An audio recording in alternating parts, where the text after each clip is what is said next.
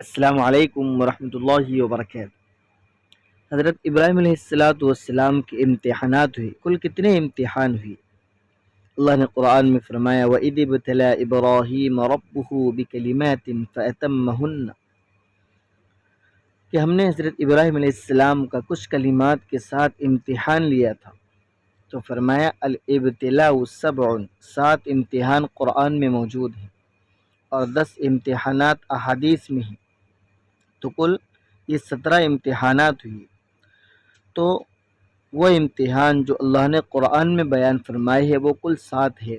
فرمایا سب سے پہلے قوم سے مقابلہ، دوسرا بادشاہ سے مقابلہ، اور تیسرا والد سے مقابلہ، چوتھا حالات سے مقابلہ، پانچواں بیٹوں کو اللہ کے حکم کی تعمیل میں قربانی پیش کرنا، چھٹا آگ میں ڈالنا، ساتواں بیوی کو سنسان جنگل میں چھوڑ جانا۔ یہ کل